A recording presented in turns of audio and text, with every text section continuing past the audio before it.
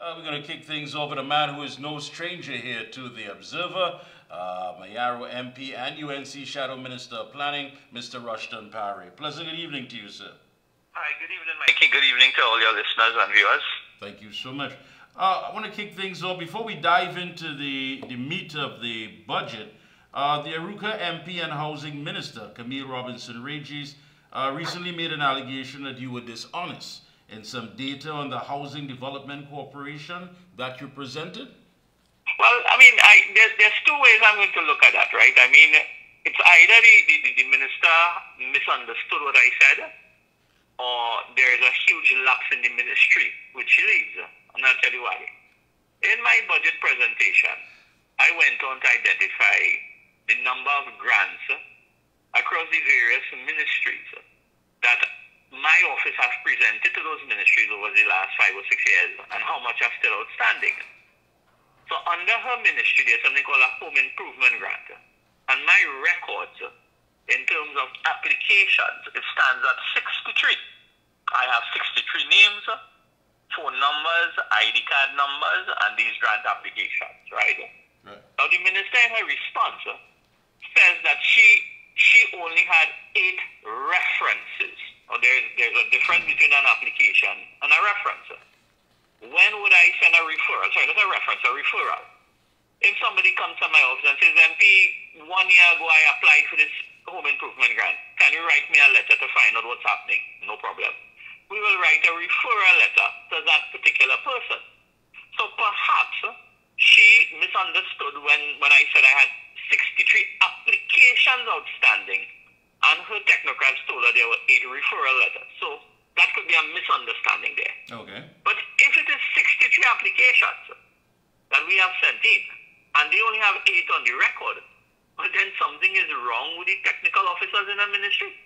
So that's where it is. So there is nothing about being dishonest. There is nothing about, I mean, they peddle their own political agenda during the debate, but I have 63 records. Now, what I did immediately when she said that, within 30 minutes, I called my office and I had my office send me copies of the entire spreadsheet, front page of all the applications. I put it in an envelope. I wrote a nice letter to the minister, and I put it in the mailing system in the parliament for her. So hopefully by now she would have all of it, and they will attend to the matters of the people. I don't care whether they take a political swing at me or not. That's irrelevant. As long as the applications to the people go in, and they can get their grant, those who qualify, that will be my satisfaction at the end of the day. Right. So I put that matter to rest, Mikey. All right. But you also targeted with some comments that you allegedly made on the International Monetary Fund, the IMF, by the Prime Minister.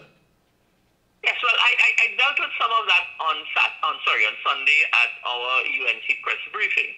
But basically the position that I took was that while the Prime Minister, the Minister of Finance, continues to say, well, you know, they've done the best for the country and they've not, we've not had to go to the IMF and so on, which is very good. I have no problem with that position. But when you take a look at the May 2023 Article 4 report, and that report is available online, it's available free in English.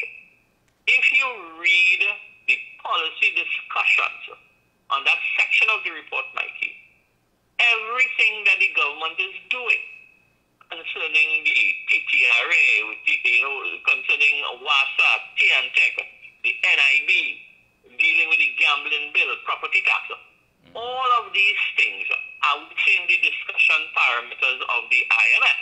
So whether they are at the doorstep or not, definitely they're ringing the doorbell at least. And it is a place that we should not have been 8 years down the road. And my position is that if the Prime Minister had not fired his entire economic advisory board, then we may not have been there pushing those doorbells. Or 2, if the roadmap to recovery team, I mean, I don't know where that report is. The last thing I heard about the report was in a dustbin somewhere on Frederick Street. So the PNM and its cabinet, Paray and its cabinet, has not taken any sound advice over the last 8 years. Nobody advised them to close down Petrotrin. None of the 3 consultants who advised cabinet in terms of what to do with Petrotrin repatriation, advise them to shut down this Forex earner. It was a Forex earner. You understand? So that was my position, and the Prime Minister went to tongue and he said all kind of foolishness. No, I understand that. And of course, Sunday you also touched on the fact that repatriation of foreign exchange, according to the Finance Minister, he's going to intend to develop strategies to get the foreign exchange earned overseas by local and foreign businesses operating in Trinidad and Tobago, as this is key to an increased local supply of foreign exchange. I mean, when you look at some of the things that was said in the budget, I mean, you know, all good and well, all the smoke screens, everything, the razzle, the dazzle. But now that the dust has settled, many of these things are definitely not adding up. And I don't know if we have to apply our own personal logic to find out whether or not these things are humanly possible, and whether or not it can actually come to light. I can tell you, if you're wrong Forex repatriation, that's very concerning and scary. I'll tell you why it's scary. And the concern to me is that there is a silence amongst the business community, the business chambers.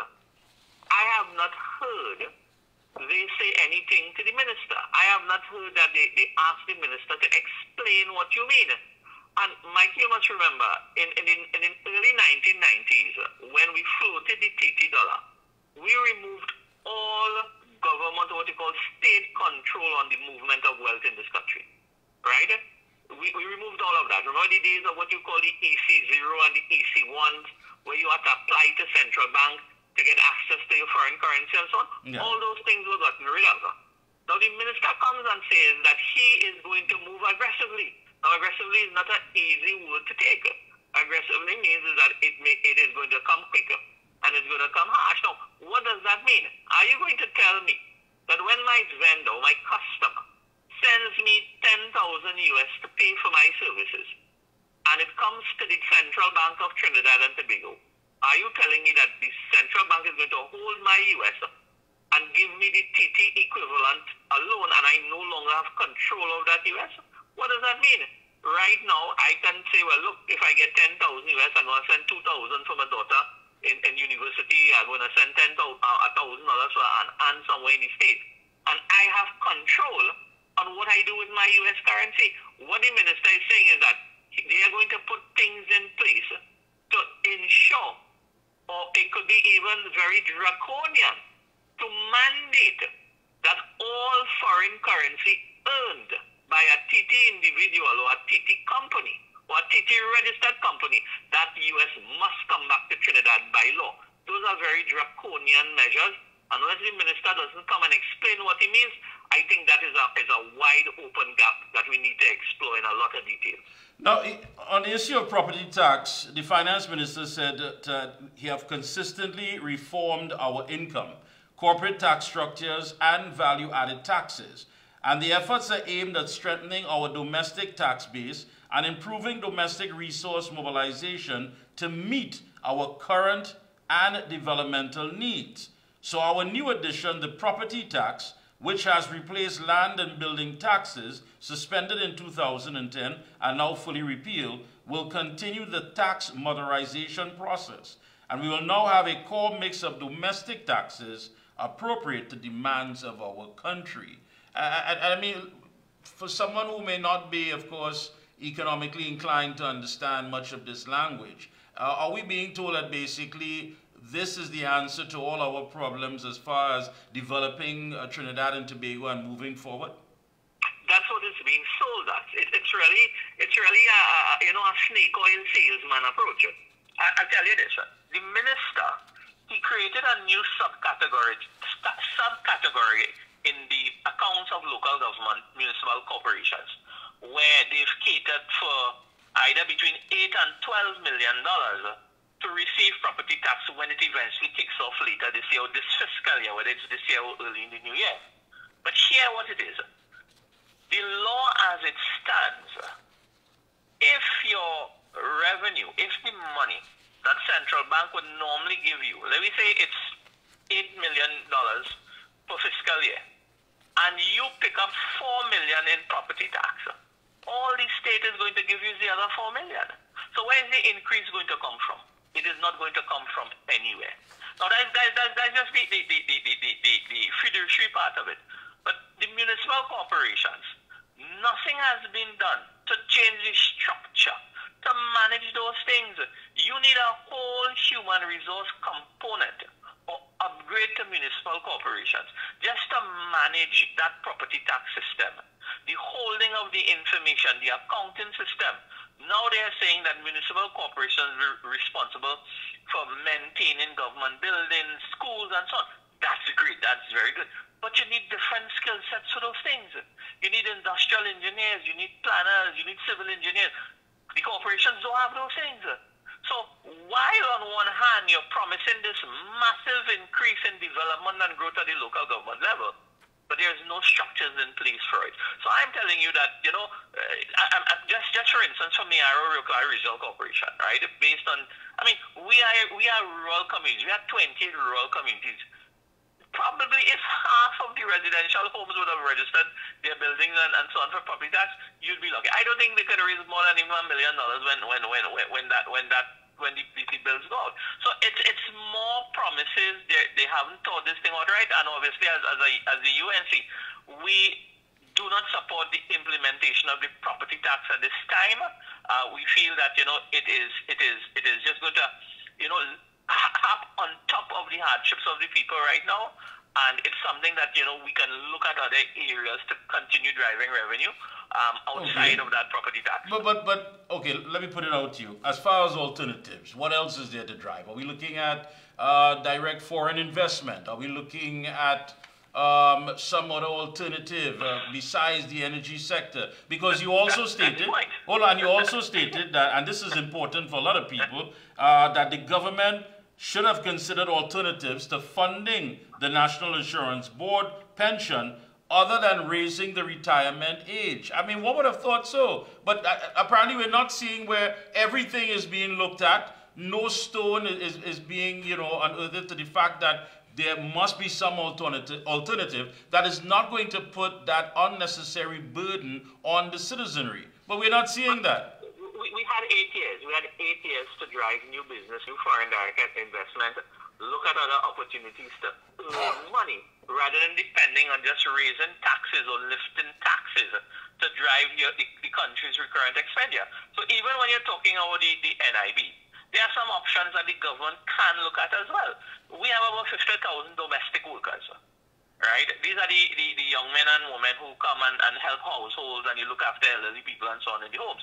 We can look at an opportunity of bringing those people in a special classification and have the employer pay their 2/3 as well. So we're lifting the revenue, lifting contributions, right? You do have self-employed people. We can create a classification for self-employed, and you change the system a little bit, but what you want to do is bring them into some sort of scheme where they can get some benefit, but we're driving the numbers up. I mean, we've lost 100,000 workers in this country. We have to fill that gap. You know, so there are alternatives they can look at. I mean, if you look at what's happening in Europe with regards to moving the retirement age, in France, I mean, they're burning down cities in France for that. So it's something that the government really has to look back and revisit that going forward. You're right about that. And of course, what stands out the most here is the SMEs. Coming out of this pandemic, and I repeatedly said it, there was no lifeline, there was no economic cushion. Over 5,000 retail outlets weren't able to reopen their doors after the dust had settled. I mean, nothing was basically given to help keep the lights on in many of these businesses. Now, as far as these SMEs go, and according to Minister Paula Gopi-Schoon, that plays an important and integral part in the backbone of our economy. But yet still, how was it treated? I mean, what was some of the service that was definitely not given or they were deprived of? And one makes you wonder, is this a business-friendly government?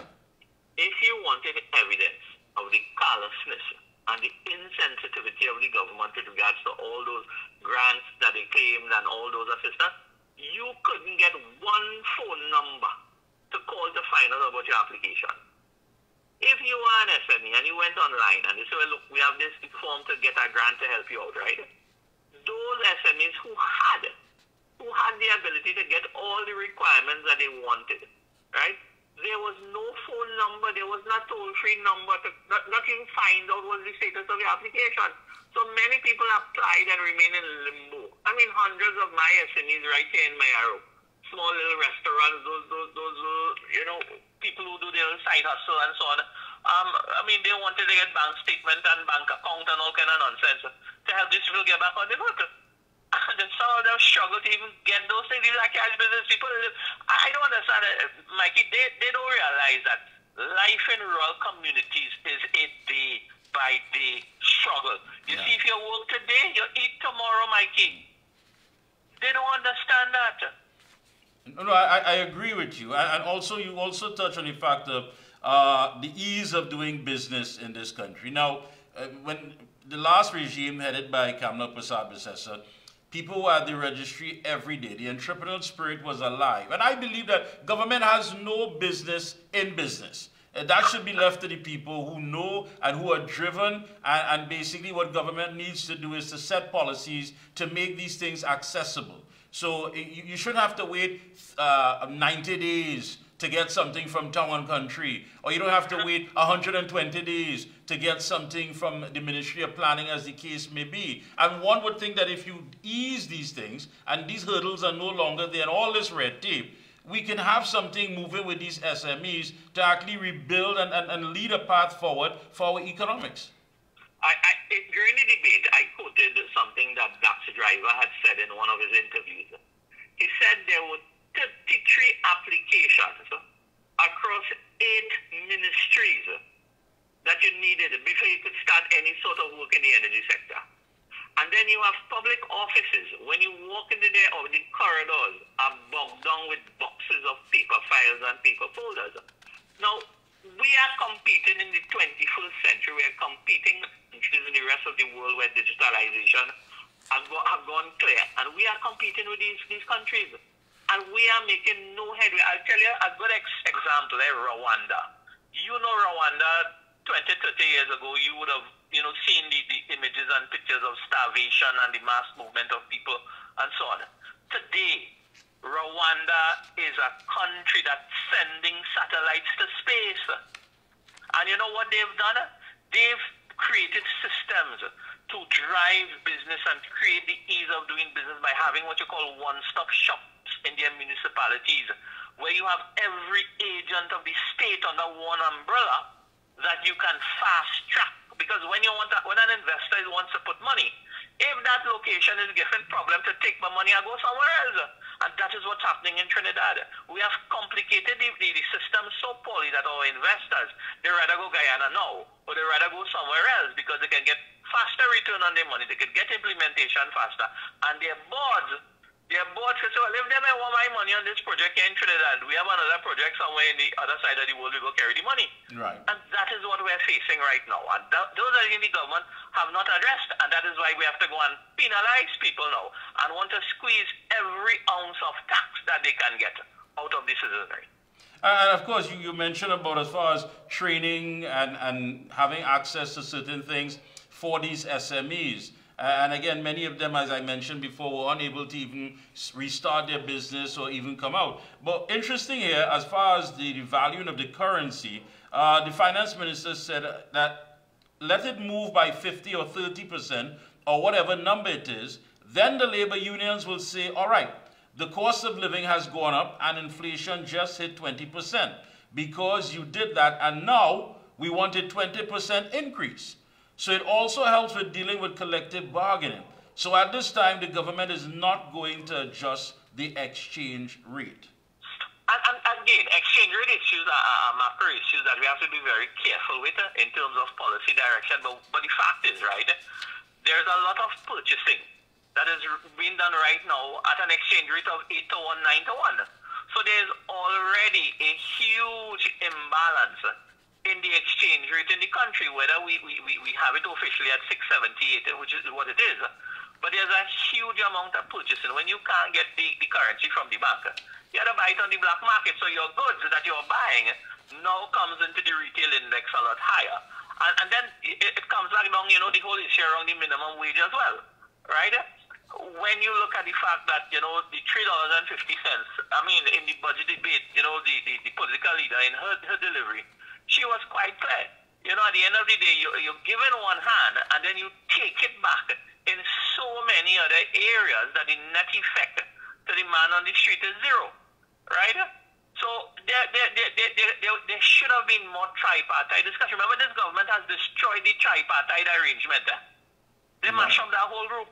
We need to get a group back together between private sector, the state, the labor unions, and I think in a mature discussion, Mikey, we need to plan a 5 or 7 year plan for Trinidad and Tobago going forward with agreement of all three sectors. Yeah, you said that the budget should have been a beacon of hope. Now that it has fallen flat where that is concerned, what do you see moving forward, if anything at all? It is going to collapse down to the working poor now. There are so many families that the salaries that they get just enough to pay mortgages, send the children to school. There is no money left for investment, no money left to do anything, right? And what we ought to have done in terms of the budget, you have to give people hope, Mikey. This issue with crime, this issue with, you know, the water supply, like up here in Mayaro and so on, nothing that the Prime Minister said would have given the people hope to inspire, to build business confidence. We have about $9 billion sitting in cash in the commercial banks. Nothing said in the budget will encourage me as a businessman to go take out more money and invest it in something new. And that is what we're missing. The confidence in the economy is lacking because of the poor policy decisions of the Prime Minister and the Minister of Finance and the entire cabinet. And I don't see we changing anything in terms of a shift away from where we're heading over the next 12 to 24 months. What we need is an election. What we need is the government to call the election and give the country an opportunity to hit reset and restart this thing, because we're spiraling down more and more and more every day into a place that's going to be very difficult to get out of, you know, if we don't take action soon. So in the closing comment, tell us what can we look forward to? I mean, you did mention the fact that, you know, we are spiraling, but come 2024, property tax, food prices, the fact that we are still under siege by crime, how do you predict 2024? Businesses are going to have to tighten up with this issue of crime. I mean, I drove through Chaguanas the other day and 5:30. I mean, the place was clear. Businesses were closed. I remember 15, 20 years ago, 7 o'clock in the night, you're in traffic jam in Chaguanas. And when businesses have to curtail operations because of this crime issue, then you're sending people home. They're not working additional hours. So, you know, it has this negative impact. You know, the whole issue of confidence. I mean, and then the taxes are coming. The property tax are coming. I think the Regulated Industry Commission is going to be making their statement early next week in terms of what they're going to be sending to Cabinet with regards to the rate increases for electricity. WASA, it was already exposed that WASA is going to do their staff cuts come next year, so you might have another 1,500, 2,000 people on the breadline. So when you mount all of these, I can't see a clear way for us in this country. I can't. I want to thank you so much for taking time out, and of course, best of luck to you and your entire team and all the good folks in Mayaro, and we'll be checking in with you periodically. Thank you very much, Mikey. Thank you so much.